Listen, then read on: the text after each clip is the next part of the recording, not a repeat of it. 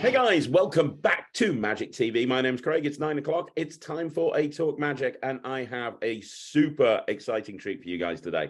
So I have a gentleman with me today that in the last few years has exploded onto the scene in many different ways. He's become a creator, he's become a very well-known performer, and he is also the co-host of the, but still to this day, the largest magic review show on the internet, and also an incredibly nice guy. I've been trying to get him on the channel for absolutely ages. He's got a lot that there's a lot I'm going to ask him about. Please welcome to Talk Magic, Mr. Paul Longhurst. How you doing, Paul? Hey, Craig, thanks very much. Jeez, I've got a lot to live up to there. Yeah, nice to meet you. True, Or though. to see you. Yeah, good to see you. And it is all true. You have, and we'll get into this, but most recently, especially, you know, there's so many different things that you've been doing that different subsections of the community talk about. Obviously, you know, you have a partnership with Gordon Drayson. We'll talk about that. And that's been very, very popular. You're obviously on the Wizard Product Review, which is huge. That's very, very popular. Yeah. You've created some incredible stuff, which we'll talk about as well. And, you know, every time I'm at a convention, I was at Blackpool and everybody was like, oh, there's Paul, there's Paul, there's Paul. And, you know, you are, based on what I see, you know, you're an A-lister in this community, and that people know who you are. You can walk into a room and immediately, oh, there's Paul. Hello, I watch you on the TV. You know, it's wow. Well, thank you. I mean, A-listers, I completely disagree with, but thanks very much. Yeah, it kind of got weird in the last couple of years. And I'm fairly new to magic, so I think I'm just a case of the right guy in the right place at the right time. Thanks for that wonderful intro. Yeah, I don't know what to say to that. I'm also really excited to do this interview because a lot of interviews I do, I know the person really well. And so there's nothing new that comes up. I can almost guess where they're going to go with the answers. And although I know you from the outside looking in, and I've seen what you've been up to the last few years, especially, I don't know you very well. So I'm guessing that there's going to be a lot that I'm going to find out, which is going to be really cool. And likewise, because I'm really new to the scene as well. So a lot of the idea I have about people is sometimes caricatured or just their public face. So this is going to be good for me too. Awesome. So yeah, you start. Where are we going to start, Craig? Well, we're going to start. Here's the thing. I want to start off by talking about your origin story, by how you got into magic, and especially with you, because most of the time when I speak to people about, oh, what's your origin story? It's like, oh, well, when I was 3, an uncle pulled a coin from behind my ear, and at that point I became obsessed. And one question I get on my channel a lot is, you know, I'm 18, I'm 20, is it too old to get into magic? And I always point to Doc Eason, who didn't get into magic until he was like 30 or 40 years old. And I'd love to know your origin story, because you've come into it more recently. Yes. So if you could tell me, like, how old were you and how that happened, and kind of how you found magic and how you started. Got it. Thanks. So I think, like most of us, I was that kid in the middle, you know, going, look at me, look at me, look at me, look at me. And I've never grown out. I've never grown out of that. And back in the day, I started doing magic in the same way that, you know, I was probably doing the 3 piles of 7 trick, and you know that one where the 4 kings that go into the building and you put them, I don't know what that's called, but I was doing that for a long time. I started learning guitar when I was 7, and I soon worked out the guitar would get me easy attention. So I was the guitarist at school. I would go to a party and everyone would, oh, Paul's get his guitar, and and I'll be honest, very soon that became the way I got girls. I always, which is probably how I, through my life, have done that. So I played guitar for a long time.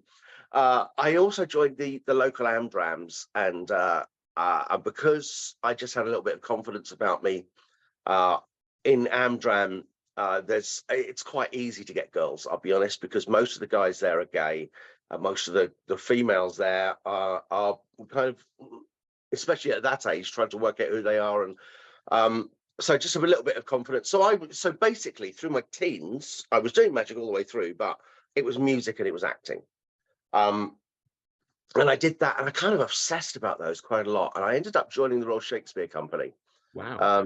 Yeah, in 1991, and I did 2 seasons with them uh, as a pro actor uh, in London.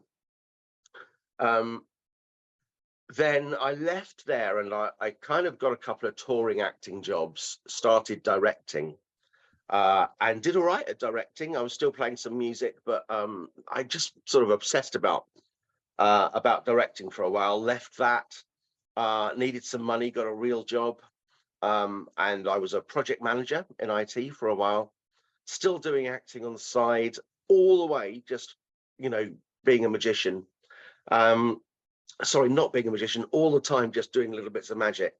And then through everything I was doing, I met a guy called Martin Taylor, who's a magician and a hypnotist. He's the guy who actually took Derren Brown under his wing after a university gig, and basically taught Derren hypnosis and started him on his little journey. Uh, and Martin was entertaining a table with magic, and I was watching him thinking, well, I do that, and I do that, and I do that. So I started talking to him, and he really pushed me in the right direction. Gave me some books and gave me some advice. And And then, people, how old were you at that point? oh, I'm going to say that was 30 years ago. So I was like 20, 25, around that kind of era. Um, uh, so my magic got a bit better through Martin Taylor. This is a really long-winded answer. Sorry. Oh no, this is fascinating. Please. Oh, okay, good. And then James Fortune came in my circle of friends. If you don't know James Fortune, he's a really larger-than-life, bombastic kind of character. Lovely, generous, lovely man. A little eccentric, which is why I kind of love him dearly. And he's MIMC, so he's Magic Circle member of the Inner Magic Circle, and he's a pro magician, and he was the next one, and he said, "Oh, show me some magic," and I did. And he said, "You should join the circle." So probably 10 years ago now, because I just thought, who can join this magic circle? I'd heard of it, and it was an unheard of kind of holy. Mm-hmm. You know what I mean? To my mind, it was gatekeeping. There were barriers, and so I looked into it. And David Weeks did my interview into the circle, and he was lovely and welcoming. And I showed him a trick, and he said, "You should be able to get in." And so yeah, I probably one of the bravest things I've ever done. I'm a real coward, so I decided I would never take an exam again when I left school and things. I just hate that. But standing up at the Magic Circle and doing that examination was a wonderful thing for me. Shall I keep talking just for a minute? Oh, please do. This is great. Don't worry, I'm going to interject, I promise. But great, fascinating, this whole story, and I'm going to break it down in a bit. But please continue. So good. Okay, so then I lived in Reigate at the time, and I realised that there were 3 other magicians that drove up together from Reigate every Monday to go to the Magic Circle, and that was Gordon Drayson, Norman Grinstead, or Norman G as he's known, and Clive Hymes. And they just very generously said, if you want to drive one in 4 times, we'll just take it in turns. We'll come up together, and that's where I learned about, in those car journeys for those hours, going backwards and forwards. That's where I learned about the people, how the magic industry kind of works. And it was in those conversations that that I just had the courage to just say, I don't want to work as an IT project manager anymore. I want to go full time. So I remember in the car having those decisions, and so I just dropped it all, went full time. And now, how long ago did you go full time? 12 years. Wow. 12 years. Actually, no, it's less than that. No, it's less than that. Sorry, it's going to be about 8 years. Sorry, about 8 years. Okay. Yeah, and I've never looked back since. I can honestly say, I mean, I'm quite poor. I'm not very rich from it, but I could quite say I'm the happiest I've ever been in my life, and I wouldn't change a thing about my life at the minute. It's a very full and rich life. That's amazing. Yeah. So quick question before we carry on with that story. So I get that's what you touched on there is a question that I get asked all of the time, and it's one that I always struggle to answer because I've never been in that situation, which is so many people ask me, I want to go full time and I've Yeah. got a job and I've got the security of a job, but I love magic and I know I can make a go of this. What should I do? And you know, I've pretty much done magic my entire life, but as somebody who made kind of a life altering decision, because if you're 18 and you don't have as much responsibilities or Yeah. you don't have as many, you know, like mortgages and families and so on and so forth, it's an easy decision to go, well, I'll go full time. I live in my parents' house. It's not an issue. But when you're, you know, 8 years ago, you know, when you're 40s and you make a decision to go full time and go, well, I've got this job and this pays me a guaranteed income, but I'm going to take that and I'm going to put that to one side and I'm going to follow my dreams, which you have made work, by the way. It's a difficult decision, I would imagine. Like, do you have any advice on making that decision and like when somebody should do it and the process they should go through? Because, like you said, you're Yeah. happier than ever before. I'd love to be able to help someone. So for me, but I'm not sure I can. But so for me, it was so I had my mortgage and I knew what my mortgage was. So all I need to live really is my mortgage, my bills, and my food. So that's what I need to live. Do I need Netflix? No. Do I need do I need that car payment? No, I could probably have a cheaper car. And so when you look at your monthly outgo, when I looked at my monthly outgoings, they were this big, but actually what I needed was there, Yeah. right? Um, so my decision wasn't based on this, it was based on that. And when you look at that and you think, well, that's 3 gigs. Can I get 3 gigs a month? Yeah, I can get 3 gigs a month. And then if I get four, then if I get five, and if I get so you I was already doing 3 or 4 gigs a month by that time, right? So for me, it was a no, but also getting up every day and going into an IT project manager role when that's not who I am. That's sort of a wrong job for me. It hurts. There's a physical pain involved in having to get up and, when your boss says, "Can you sack?" This happened to me. A boss said, "Can you sack that man?" No, we need to get rid of him because that team over there aren't making enough money, and we can't get rid of any more of them, so we have to get rid of one of them, and he's the last. The physical pain of doing that. Mhm. So a lot of people have said this to me. It was a brave decision, Paul. Do you know what? It wasn't. It was for me. It was about who am I as a person, and what am I doing in life? They were doing that. They were doing that, and I just needed to straighten that out. So uh, so for me, I had to. There was no other choice, and I don't know if that's going to help anyone else. The practicalities of it. When you look at it about the I also didn't know how much to charge for a gig. I didn't know, because it's really difficult to know what you're offering to people, right? What people are going to pay for and how much they're willing to pay for that. So when you're saying is that 3 gigs, you also need to know how much is a gig worth and how much is that, which is where that hour in my car, in the car back and forth was so useful for me, because I was talking to Gordon, who'd been a full-time magician and other things all of his life, Clive, who's a full-time magician, and Norman, who was like me, was sort of amateur working pro, was sort of, yeah, amateur but getting paid. Doesn't make sense. Part-time pro, let's say Yeah. part-time pro on the side. And those conversations really helped me and sort of gave me the confidence. Uh, and the last thing I will say, probably not the last thing, but in this, is that Gordon and Clive were absolutely my massive sounding boards on that. If you're going to make a decision about that, buddy up with someone who already does it, and they can help you make those decisions. My friendship with Gordon, in particular, but Clive and Norman as well. Gordon offered me so much help and advice. His generosity during that period was amazing. And it's not like he gave me stuff like effects and things, but his advice, and this is just someone who'd been around the block, who'd done it and was still doing it, was so helpful. So if you are thinking of doing that, use me, ring me, talk to me, talk to other people, because we all want the magic world to get better, right? I would absolutely, as long as you don't live next door to me, we're not going after the same people. Go ring me. I'll help you as much as I can.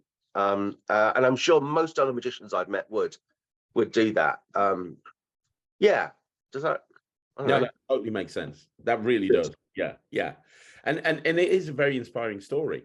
But what's even more interesting is what happened after that. So, 8 years ago, you decided to become full time. And Yes. most people that go full time within this industry, and there's nothing wrong with this, but most people will make a good career out of being a magician. They'll carry on, they'll do it, everything fine. They'll make a living from it. They'll do what they love, but they won't make the impact in the industry that you have.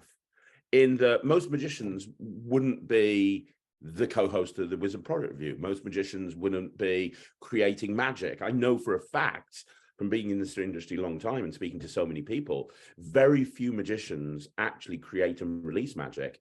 And that's something that everybody has a desire to do, but very few people get to that point. And since going full time in the last 8 years, you have had an impact on the industry. You have had an impact in so many different ways with what you're doing with Gordon, what you do at Tricks, everything. So we're going to break that down. But before I do, was that by design? When you went full time, was it just, hey, I want to be a magician, I just want to do what I love? Or did you think, right, this is my chance to take over the industry? Like, where? I think you're crediting me with too many brains here. No, I'm a day-by-day kind of person. I mean, Gordon is very much a kind of plan for the future kind of person. I should explain. Gordon, I had a friendship with Gordon. Gordon and I, for a very long time, and we're going to do it again, met once a week for a whole day. And we worked on a project of his, then we'd work on a project of mine, and then we'd work on a project together. And we'd rotate that every week. And I can honestly say that I don't know if you can hear my dogs are crying outside the door. I apologize if that sounds No, I can't hear anything.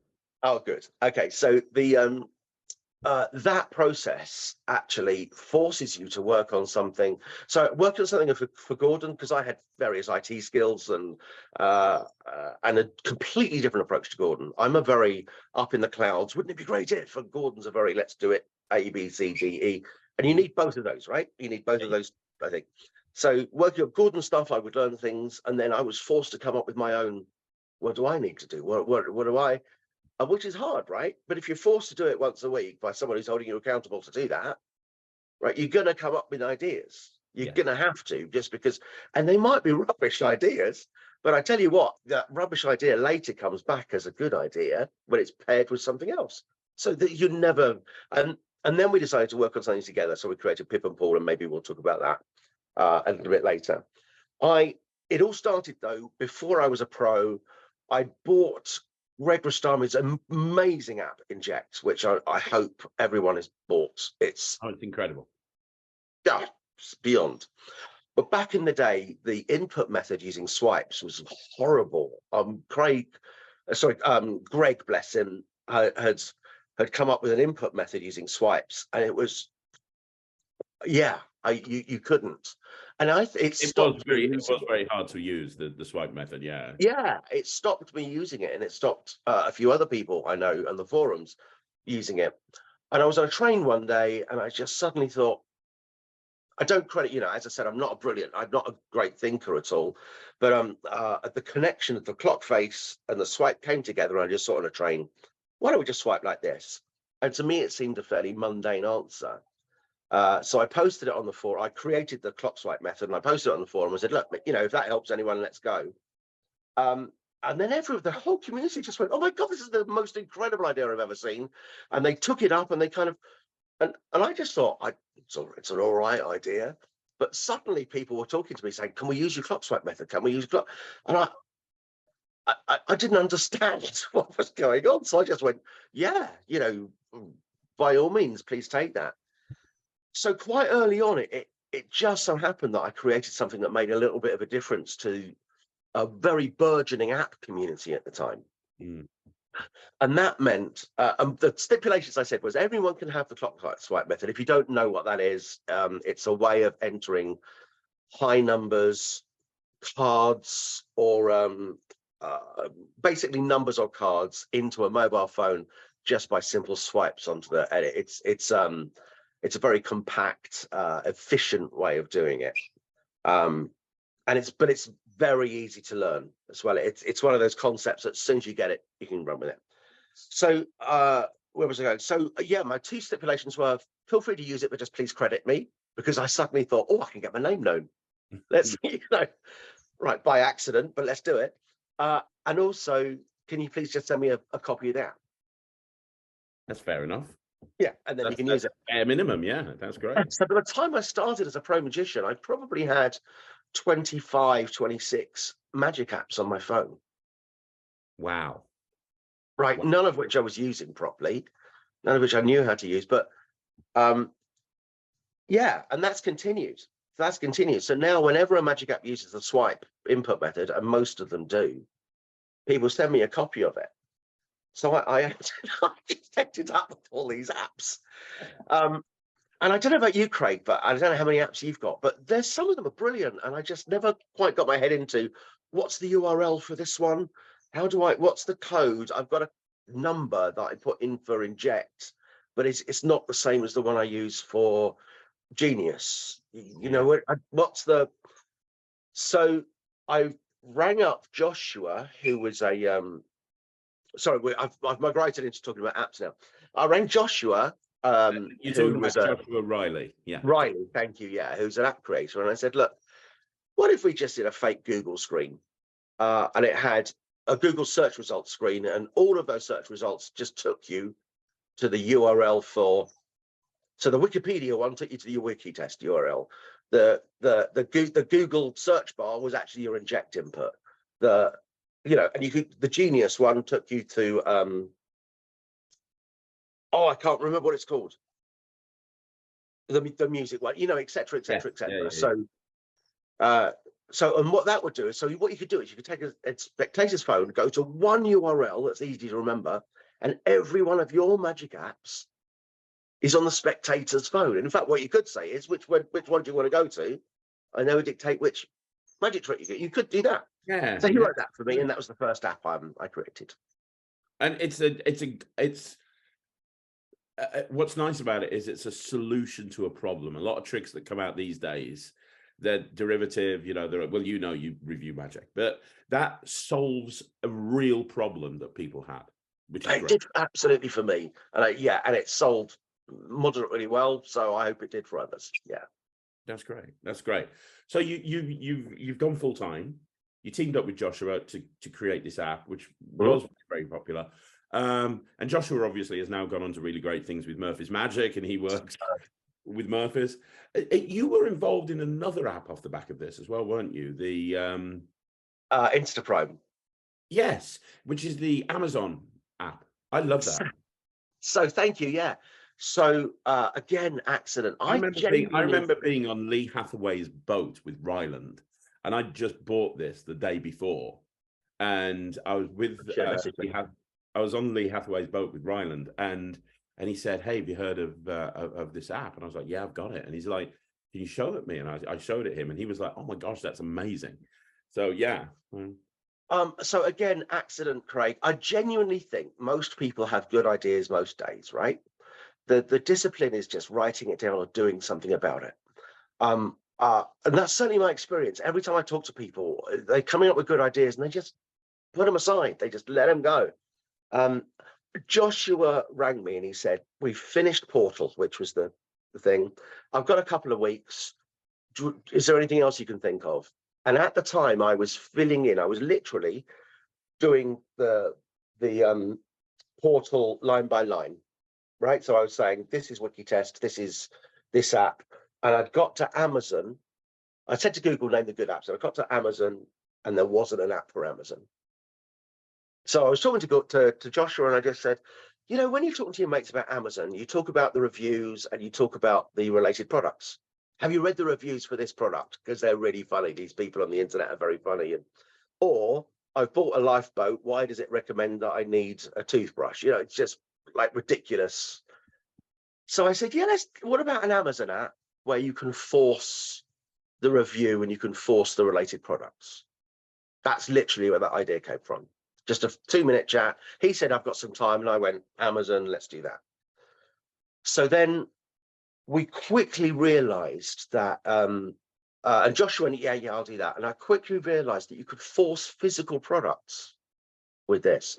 So if I get you to go to Amazon, search for something, at the bottom there's related searches. I can control those related searches and I know which one you've pushed. I can force, so I can have whatever, it doesn't matter. I can have mine is a Minecraft toy, a little Steve character of a Minecraft toy.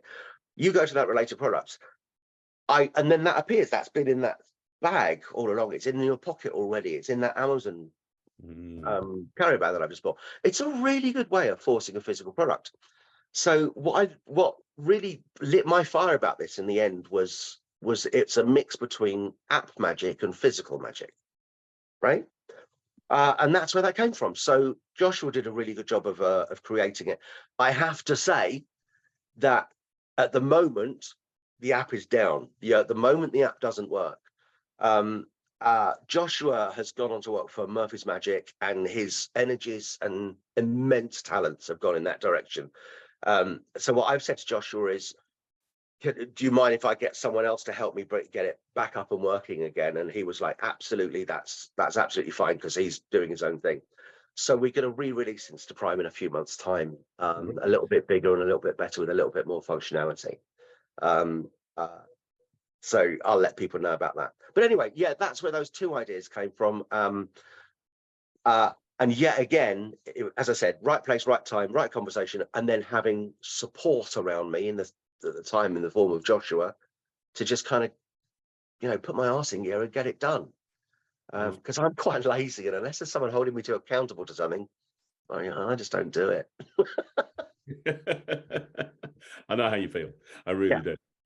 That's awesome. So, okay, so you're making a name for yourself in the industry as as a creator, but also at the same time you're a full-time professional. You're going out and performing. Now, what we haven't talked about at this point is what type of magic you're doing, because obviously you've talked about your background with the Royal Shakespeare Company. You've talked about your background as an actor, which kind of lends you to be able to perform on stage. But I've seen you do close-up, but I've also know that you've been quite involved in tricks. And Gordon is obviously a very good friend of yours, who is, a multi-award winning children's entertainer and has won numerous awards. So, but I've never heard of the type of magic that you do. As I say, I'm kind of going blind into this. So when you decided to go full-time, some people go, I'm only going to be a close-up magician. Never do kids magic. And some people say, hey, I'm only going to do this. What did you approach everything? Did you do everything? Did you focus on one area? What type of magic did you end up falling into? So I'm thinking of changing myself from a magician to an entertainer who uses magic. Just to describe myself, because that's who I am. What I do actually is I love talking to people. I love this conversation is very one-sided, so you're probably thinking I love talking. But actually, what I love doing is listening. And it is an interview, and I am interviewing you, so you're allowed. Right. But what I love doing is, so as a close-up magician, what I'll do is I'll spend a minute with people, at least a minute with people before I show a trick. I'm not one of those fire wallet guys. Perform here's some magic. That doesn't suit me at all. What I love doing is understanding who they are, and then working with them to do magic. And my skill set isn't magic. I'm not a very highly skilled technical magician. I'm fairly moderate in my skill set, I believe.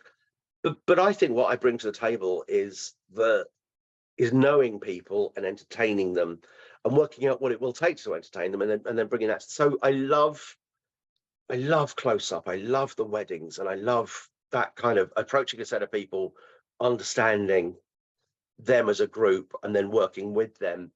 I never place. There's something in my personality. I don't understand boss relationships. There's something in my personality that puts me on a level with everyone. Everyone I meet, I just always think of as kind of on a par with me.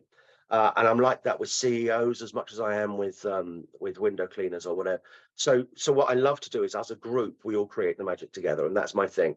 I was doing that for a long time, having just a great time doing it, and receiving some lovely feedback for doing it. And then Gordon, as you know, I created this thing with Gordon where once a week we'd get together and we do this. And Gordon said, you'd be a great kids entertainer. And I thought, I'm too good for that, Gordon. I'm just because I didn't understand what kids entertainment was at the time, right? I had a very pompous view of it. So he said, no, come along and watch. And I came along to watch one of his shows, and the skill set was amazing. I mean, the first time you see someone command like 35 kids, and they're on the floor, they sit there, they watch, they love. you realize actually the skill set in controlling that room and the parents at the same time. It's a juggling act beyond, or it was to me, beyond anything I'd seen any close-up magician do. Plus, it was fun. It was such good fun. And Gordon really opened my eyes to that. And it was then I started going on to the Trixes and to the, to the kidology and, going to the children's comps at Blackpool. And yeah, and so it's Gordon that really got me to do my first kids gig. And now I'd say probably 40–50% of my income is from kids magic. I'm working probably 3–4 kids gigs a week. And it's one of the most joyful parts of what I do. I just love it. That's great. It's great to hear that. There's certain people that I interview on this channel, people like Michael J. Fitch, that say, "Oh, I love performing for kids. I perform for adults. I do this, but I also do kids magic." And it's I've been a kids entertainer my entire life, so huge fan. Yeah, because I have a theatrical background. My kids show has a plot, and it has characters in it. The kids care about the characters and the plot, and so it's actually a structured piece of theatre, my kids show. And I love the fact that I'm showing structured theatre to 4-year-olds who sit on the floor for an hour and watch it, right? I just love that. It's a big buzz. You can imagine, now you know my background and everything, you can imagine the buzz for me that gives for me. Yeah, it's a great part of my life. Yeah, and it's something I would recommend.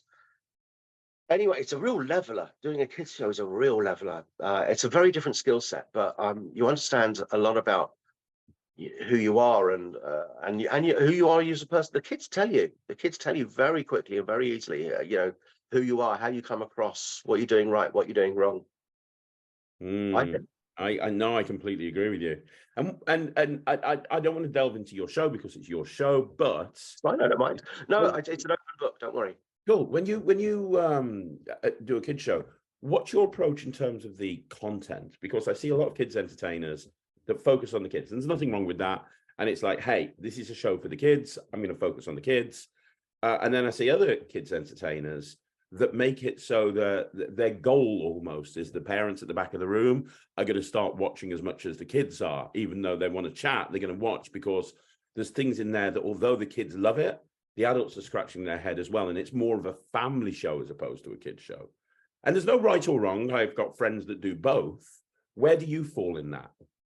Yeah, I'm changing in that, I think. I was very much for a long time just performing for the kids. But then I realized, I mean, there are times in a kids show when you're literally torturing the children, right? The whole look we don't see is torture. I mean, it is for those kids, and you play that's a task. That's a string you wind up until it breaks, right? Till it's just on the teeter breaking. And there's some joy in bringing the adults into that. Like, look at this, isn't that fun? And then, so I'm still entertaining the kids, but I'm kind of getting the adults in on the entertainment. You're right. I saw a children's magician recently who literally just entertained the adults. It was and it was a successful kids show, very different to I don't know how to answer the question because I think I'm changing on that. I think now my show is so bedded and it's so wrote in and it's so in place and a part of me that frees you up to be able to bring adults in more and create more complexity. I don't know. I think it's so. Here's an answer to that. Then, a 4-year-old parties is for the kids and the adults. I think because I think you've got the energies. Can you hear my dog now? No, still can't hear. Wow, barking away. That's good. A 4-year-old kid, you can do your energies both ways. I think when you're getting up to the 7 and 8-year-olds, I'd like to concentrate more on the children and keep the adults out. If you're doing a family show. My family shows, or if I'm doing a fete or something like that, it's very, very different. Very different. It's more, it's a lot more about the grown-ups. I don't know how to answer that question yet. Here's my answer. I don't think I'm qualified yet to work that out. At the moment, I'm for the kids with a little bit of adults. Okay. That's a really good insight. And I've got one other question on that subject, which is I remember interviewing a couple of years ago in the middle of the pandemic. I remember interviewing John Archer. Oh, And great. I remember amazing, one of my Oh, favorite performers. John's great. And he said something a little controversial, which John normally doesn't do. He's normally very straight, but a big Christian and very straight down the line. Yeah. and he was very controversial. And he said, I can always tell when somebody's performing for adults and they do kids' parties because they just come across as kiddie.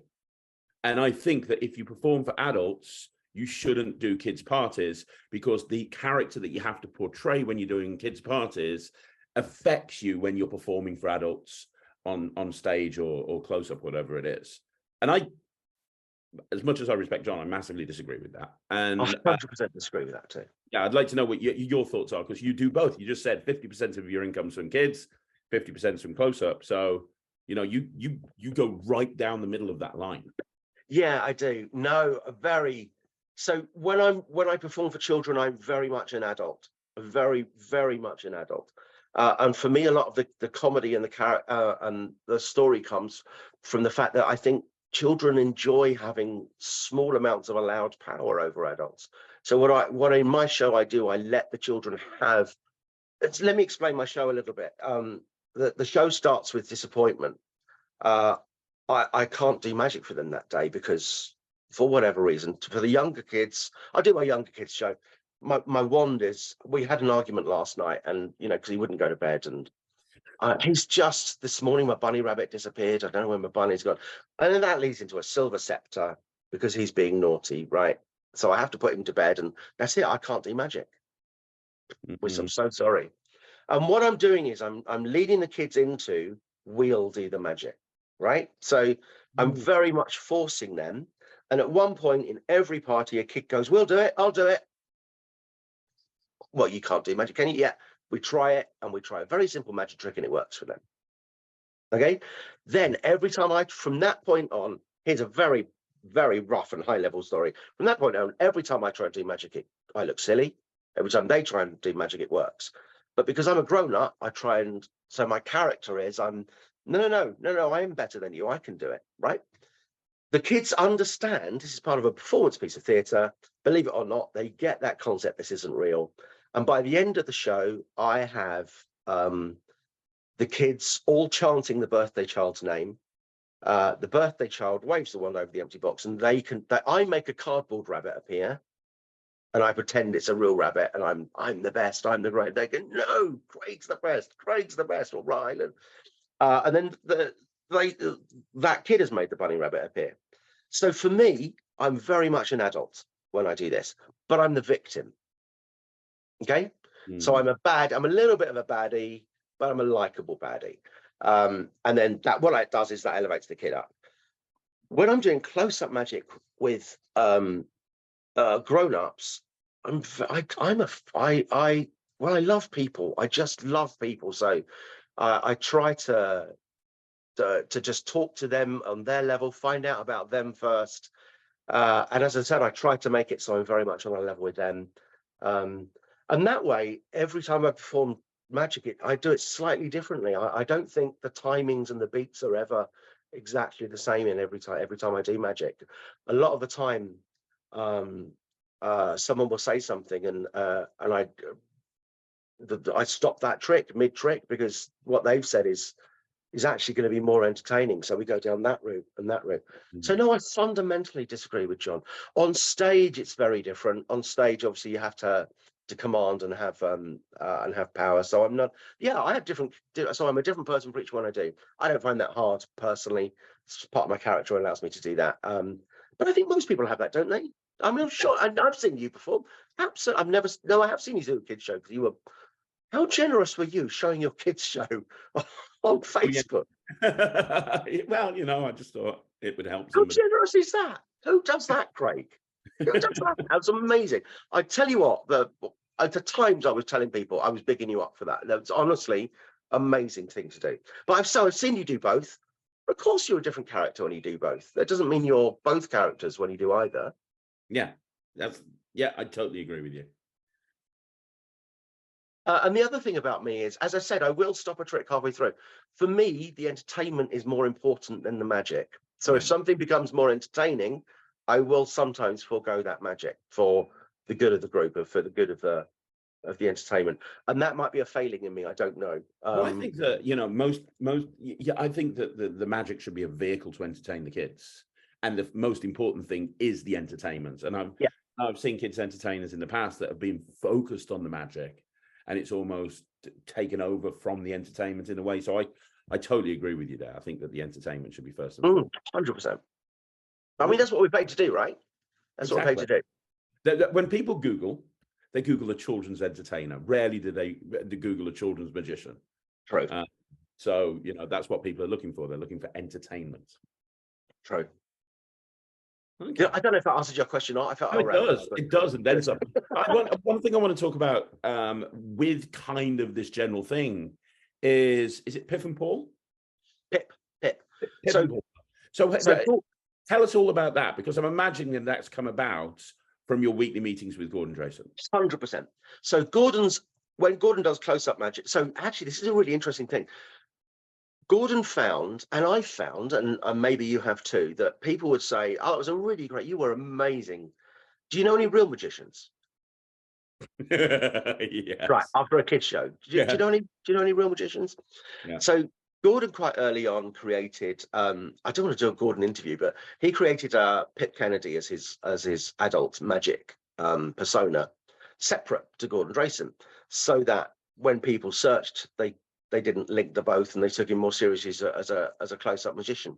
So his name has been Pip. So as part of these Wednesday, we used to do it on a Wednesday get-togethers, we realized that Gordon's very methodical, very logical, very process-based, kind of a wonderful, there's the end, and we need to take step by step to get there, and it's years of experience and practice doing it. I'm very, let's try this. What about a banana in shorts? What about, I'm up in the air, and the practicalities of getting it done are just not me. But we shared a good sense of humor, and you know, when you get together with your mates and you think, oh, we're funny, we'd be a great comedy act. So we thought we'd try it, right? And again, the great thing that we decided earlier on, and this was Gordon's idea, was to vlog the process. So let's vlog. We're two blokes just talking who think we're funny, to creating a double act, and to our first gigs and getting it on the road. So we have a YouTube set of vlogs, Pip and Pool show, from literally day one. We don't know what we're going to be called. We don't know what our image is going to be.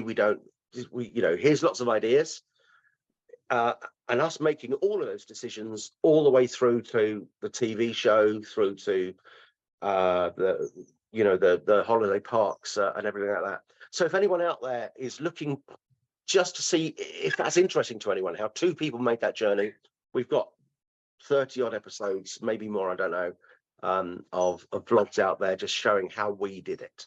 That's great. And Pip and Paul did go on to become very, very successful, appeared in tricks, done so many different things. Is it still something that you do now? So it's paused a bit. So I moved up to Northampton, family reasons and a whole bunch of reasons. I looked at the map and I thought Northampton would be really good because it's quite central for magic. It turns out every other bloody great magician lives around this area. Yeah. Didn't look at the competition, but yeah, there's a lot of it wasn't the best idea, but it's what it was. So moving up to Northampton really affected that, and then various things that happened through life affected. So and then COVID happened. We have every plan to regenerate and rejuvenate Pip and Pool. We in fact bought our first illusion. We bought at Blackpool this year. So yeah, within the next few months, Pip and Pool will be and I'm really excited about it, actually, because we've both grown a bit. We've both learned a little bit more about it. So I'm looking forward to what ideas will come. Then a little break and then coming back together again. Yeah.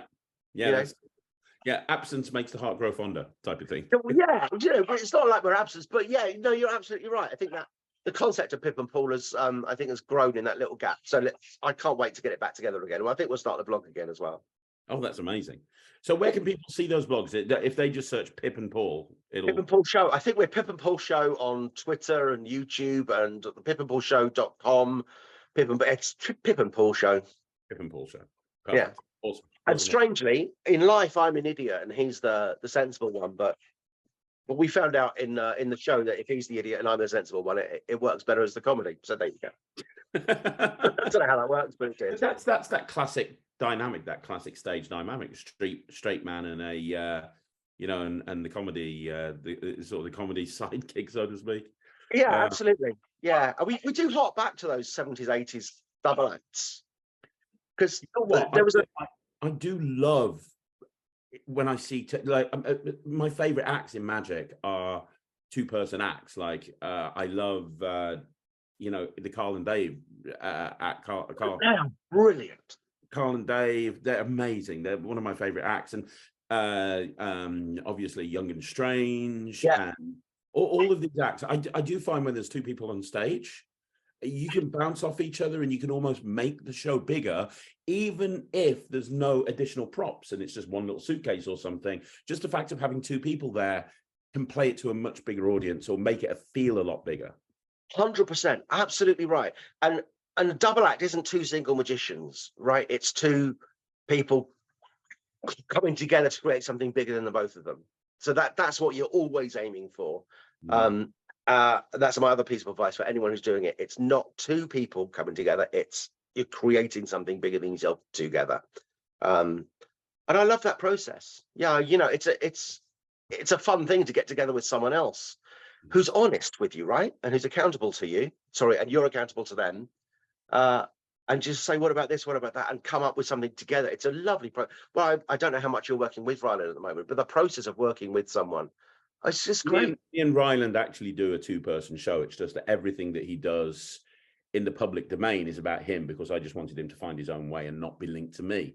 But we do a two-person show where it's very much a case of I'm the loud, thinks he knows it all dad, and he's that can't do things correctly, and he's the kid that can actually pull this stuff off successfully. And it sounds like my kid show, I'll be honest, but yeah, brilliant. It is actually. It's very similar in concept to your kid show in many ways, but it's just and I love doing that show. I really do. And also, let's be honest, when you're on the road, sometimes it's a little bit lonely. You're driving there on your own. You're setting up on your own. When you're working with somebody else, you've got somebody to bounce off as well. That's 100%. That's the first conversation we had. Like, because touring around those holiday parks and all of that, it's fine, but it's much better if someone else is there. Much better. Yeah. 1,000,000%. And talking about somebody else being there, the other thing that you have become known for is doing the Wizard product review with David Penn and Wayne Fox and Sean Hayden. Now, I'd love to know how that happened, because the first that's really when I kind of got to know you, because I watched the Wizard product review. I saw you on there. I was like, okay. I'm guessing it involved meeting Dave when you came to Northampton, because obviously Dave lives in Northampton. But I find that I've known Dave for years. He's an amazing guy. I'm not going to slag him off at all. But I was hoping for some juice there. No, I do find sometimes, I don't want to be insulting because I don't mean it at all, but if you're a new person coming into his life, you have to work a little bit harder sometimes, because he's got so many friends. He's got a circle of friends. If you're new and you're coming into that, until you break it down, there's a little bit of a wall there. The Dave Penn that you see when you walk over to the stand at Blackpool and you meet Dave Penn there is a little bit different to the Dave Penn that you meet when you get to know, when you have those early morning breakfast sessions. It's a different person. So how did you break that barrier? Yeah, basically. And how did you become part of? And he's also very protective of the Wizard product review, and rightfully so. I mean, it's an incredible brand. And the fact that he's kept it going all these years when it no longer serves a purpose with World Magic Shop, shows how important it is to him and how important he feels its place is in magic. And being a part of that, when it is the original and the largest magic review show in the world, is incredible. So how did that all come to be? So first, I think it's as you say, it's an absolute privilege to be a part of that show. That my journey into magic I don't think I'd be where I am in magic without the Wizard Magic Review, and that's not bigging it up. Craig, you and Dave were the most exciting thing to happen to me every week. Yeah, and I mean, that sounds weird, doesn't it? But genuinely, it was. The Wizard Magic and the dream of the dream of joining the Magic Circle was the first thing that I had, and the dream of being mentioned on the Wizard Magic Review would I mean, it was just obscene. I moved to Northampton, and the pub at the end of my road was Dave had a residency at. So as I knew Dave from the Magic Circle, and I'd say hello, and I was a little bit cheeky with him about, can I be your Facebook friend? And but he was yeah, you're right, untouchable is the wrong word. Maybe slightly aloof, I think, is probably a better way of saying it, because let's face it, he does have enough friends, and he does have enough people wanting to be his friend. I moved up here, I went to the pub, and I said hello, and we had a chat, and then, because I was a family entertainer, Dave started letting me do some of the residencies in that pub when he couldn't do it. Oh, great. And I was always reliable in doing that. Then when Instaprime, was it Instaprime or Portal? One of them came out. Dave asked me to come and just show it on the Wizard Magic Review, and I was so excited. Sorry, I've been on stage with the Royal Shakespeare Company, right? So I know what it's like. That's nothing compared to being on the Wizard Magic Review for me. It was the biggest thing. And so I think over time, Dave realized that I was reliable and I was okay in front of a camera. I wasn't frightened of the camera. Then there came a point where Sean was busy, Wayne had a problem, Dave wanted to get a Wizard Magic Review, and I don't pretend that we were best mates at the time. I know I was the bottom of that list, but I think Dave just went, right, okay, let's get Paul in for a show, because he needed a show, and Wayne and Sean couldn't help him out. And I think that's where I still am. And do you know what? I'm so happy with that. I think the Wizard Magic Review is Sean, Wayne, and Dave. And when any of those can't make it, I'm happy. Do you know what? I'm jumping in that seat. But I'm not the regular co-presenter yet. It's kind of you to say that. That's just where it is at the minute, and I'm enjoying that little way. I love doing the show. You're not presented as that, though. Just so you know, you may feel that, and that may be actual fact. But from an outsider looking in, and I am an outsider now when it comes to Wizard Pro Review, it's not like Dave's there going, it's 12 o'clock on Wednesday. I suppose Paul's here. Here's the substitutes. Sorry about that, guys, but that's Wayne's busy getting the new pair of sunglasses. It's not like that. It's more of a case of, hey, I'm here with Paul this week. So yeah, section is that you're a co-host, just like Wayne. Wayne's not there every single. The only constant really on the Wizard Pro Review is Big Pen, and different people come and go, and sometimes there's 3, sometimes there's 2, and you're one of those people. Yeah. The other thing, we were talking before you started recording about creating the Wizard Magic Review, and back in the day it was a little bit edgier, and there was a little bit more bite to it. Yeah. Which, I'll be honest, is one of the big reasons I used to watch. Honestly, all the stuff that we did back then, if you guys did it now, I think you'd get cancelled. We all got cancelled back in the day, so no question. But to that end, I think my personality fits in. I don't mind being laughed at. We can have a little bit of a laugh, and I can represent the children's magicians. I can represent the theatre.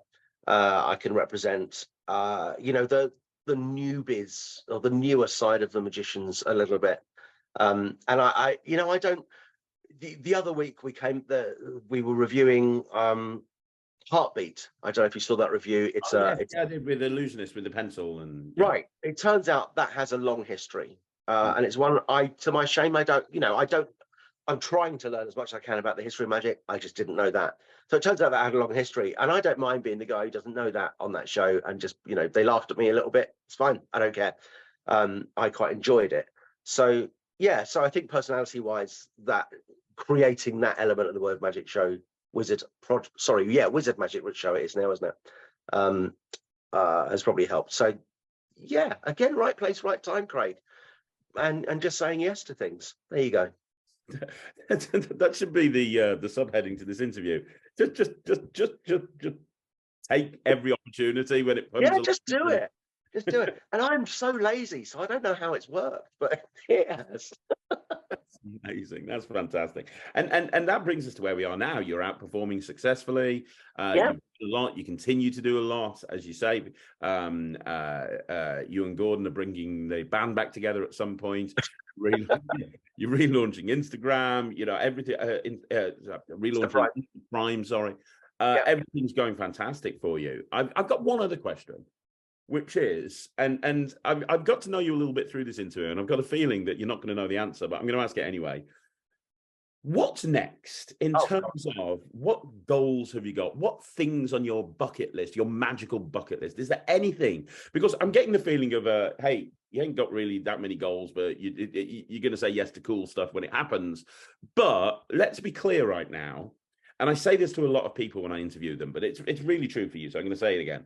In that, you've done a lot, and I know you're kind of downplaying it a little bit. You have. If you could ask somebody at the end of their career, by the time their career ends, they could have released a couple of really successful products, been a co-host on the world's largest review show, traveled the UK, performing, both individually and together, made an income performing, doing what you love, being in the Royal Shakespeare Company. Everything that you've done is incredible, but you're not at the end of the career. You've got a lot left. So my question is, with everything that you've done and achieved, and there is a lot, is there anything else that you'd like to do? Is there anything else that you kind of go, yeah, you know what, if that happened, that'd be good? Wow. Yeah, that's yeah, I wish I'd been prepared for that question, actually. Yeah, so there's more ideas for products. And I'm getting some decks printed now as sort of trials. I don't know if they'll work or not. I'm going to take them out on the road and see if they work. But I feel like creating more stuff and is a bad answer for that. I don't know, Craig. And okay, so here's where I am. I'm happy. I'm really, really happy, Craig. I have a wonderful marriage. I've got a lovely house and some dogs and some, I don't need anything else at the moment. I'm not yearning for that. Having said that, I'm saying yes to as many opportunities as I can, and I'm trying to make them work as much as possible. Yeah, if it all ended tomorrow, I would literally no regrets, that I'm just happy. And if in 5 years' time you come and talk to me and I've done nothing else, you know what, I'm not going to be sad about that. If I've done more, then that's great. If I can help more people get into magic, I think getting into magic's been really exciting for me. Actually, there's a great answer. This fires me up. Getting into magic's been brilliant for me, and that whole Clive and Gordon but sorry, not only them, everyone else has helped me. There's some amazing people who I've met through magic who check up on me every couple of months and just ring in, and that, let's face it, magic's got some eccentric characters in it, right? And you meet some, and you know this because I've been reading your things recently. There are some mafiosa type of protective, violent, horrible people in magic, and I've had that. I've had the sleepless nights, and I've had the you're not prepared for that when you come into magic. It's an extreme version of love bombing or hate bombing all of the time. It's a very strange thing, and I think people coming into magic need support, and that's what I was really lucky with. I've got some amazing friends and people who supported me becoming better. I wouldn't have done into Prime without others. I wouldn't have done the World Magic Reviews. You need other people, right, to support you, to get you up. So there you go. That's my answer. If I can help other people do that, then that's what I think. That's what I think I'll do. And in fact, going away from this, I'm going to think about that more and how I can get that going. That's Because great. it's important, right? Yeah, Because really. Ryland's so lucky he's got you, right? But if Ryland didn't have you, where would he be? Who would he be going to? What can we do? Yeah. Right. I'm going to go on the Magic Circle Council. This is my Magic Circle Council nomination, and it's going to be about that. It's going to be because it's becoming a new magician isn't just learning tricks, right? No, it's not. It's not. It's 100% not that. It's about. I would say learning tricks is like 10% of my job now. Yeah. So there you go. There you go. I don't know what the answer to that is, but that's where I find my passion. And I can tell you're passionate about that. And you are right. There's some amazing people that if they were given a chance to come into magic, or they were given a chance to flourish when they find magic, they could be the next Shin Lim. Yeah. But unfortunately, sometimes people find magic, and there can be a little bit of negativity, especially online. There can be a little bit of squashing people down. And I know I've spoken to people that are incredible, really good, but they've decided to leave magic for one reason or another, because they weren't given the support to flourish or grow or really kind of embrace this industry. Yeah, or just a friend to talk to, you know. So there, I can't be there for everyone, but I think it's a really important thing to think about. There's an answer there somewhere in the back of my head. So yeah, that's important. That's that. There you go. That's great. And on that subject, you talked about Ryland. Harry De Cruz and Edward Hilson, they're doing a great job with the YMC. Right. Aren't they just? Absolutely. Incredible. Yeah. It's funny enough, a lot of people in Northampton are, whenever I do gigs, my son wants to be a magician. What's the best thing to do? YMC is amazing resource for that. Yeah. Anyone watching this, look up the YMC for the Magic Circus. Stunning. Very, very good. It really is. It really, really is. I'm a huge fan. Paul, this interview has been illuminating. It's been exciting. I've really enjoyed finding out more about you. I've been a big fan for a while, and although we've not really met much, I had a great time meeting you properly at the Tricks and the Sticks convention. And me you. Yeah. And this has been great, and I hope that we get a chance to hang out more in the future, because I think that there's a lot of stuff that we've got in common in terms of our viewpoints and so on and so forth. And yeah, you were incredible. This has been one of my favorite interviews that I've ever done. I've done over 200. Well, that's strangely nice of you. And let me pay you some compliments back, Craig. As I said, you were part of my magic growth. But at Tricks, I was trying to help someone with an effect, and you were passing, and you talked to me, and you said, "Paul, when are we going to do this interview?" And then you saw me trying to help this person with this trick, and you were leaving, and you took about 20 minutes, and you created a new trick for this person within their skill set that put the magic in their hands and was way above and beyond anything I could do.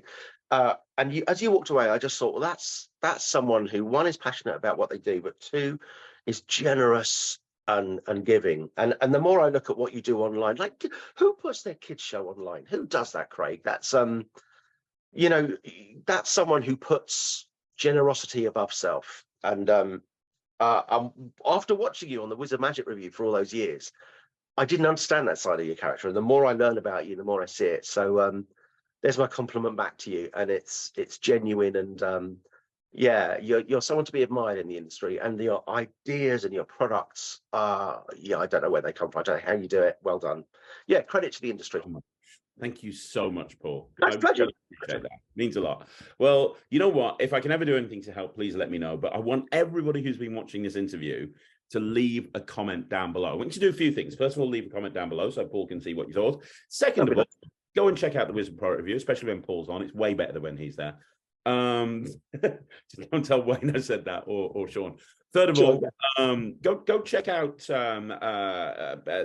vlog for Pip and Pool. The Gordon Drayson, who hopefully at some point I'll be interviewing on this channel as well, is an absolute genius. There's no two ways about it. He's incredible at everything he does, and then just a really wonderful business mind. So you put Paul and you put Gordon together, and they freely share their ideas in a vlog, which I didn't even know existed. That's amazing. So go check that out. I'm going to.